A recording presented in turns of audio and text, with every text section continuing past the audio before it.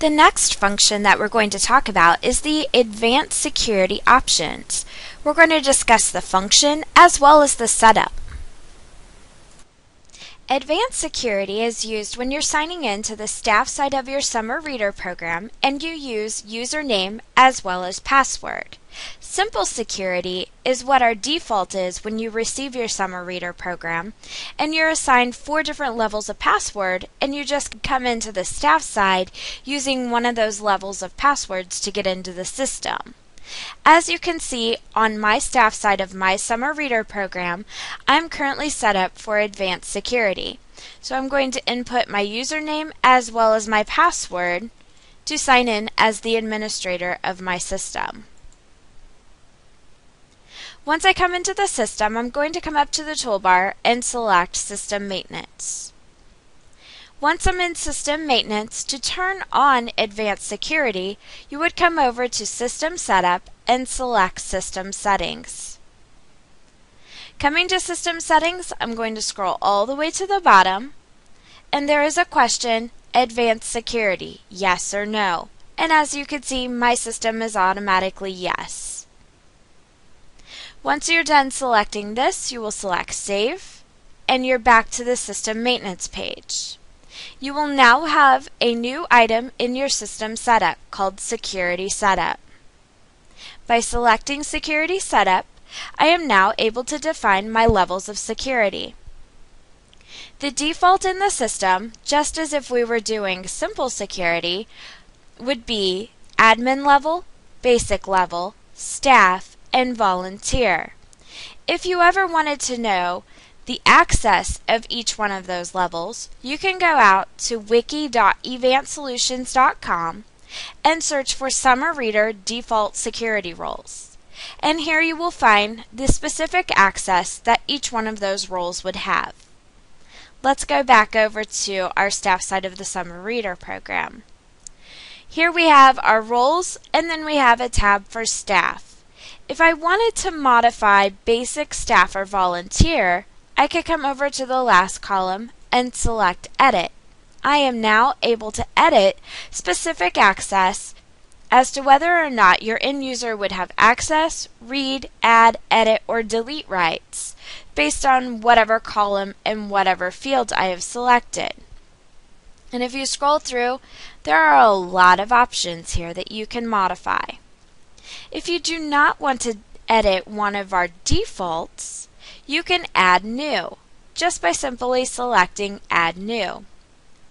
Now you would define the role. You can select one of our defaulted roles to copy from, and then you can modify from there. For instance, I've selected Staff, and now I'm going to type in the role name Staff 2. And the description, you could put in who this role would be used for. And now I can modify the access. I can modify whether or not they have read-only rights, add rights, edit, or delete. Once I'm done making modifications, I would simply select Save, and it adds that new role to my staff roles. And I'll show you where this comes into play when you're adding your new staff members. But first I want to come over here and talk about the patron roles. By selecting Patron, I am now able to create specific patron access. We do have a default, so if I select Edit, I'm now able to provide access, read-only rights, add rights, edit, and delete rights to specific options for the patron to perform. Once I make those choices, obviously I can select Save, and I would have my role defined here. If I wanted to add a brand new patron access role, I would select Add New. I can copy the default role and then again take away or add specific options, defining a new role name as well as description. And again, I'll show you where this comes into play when you select your patron role. For now, I'm going to go ahead and close. The other tab that we're going to talk about is Users.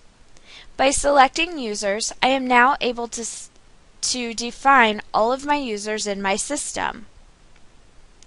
If I wanted to edit a user, such as myself, I would select Edit.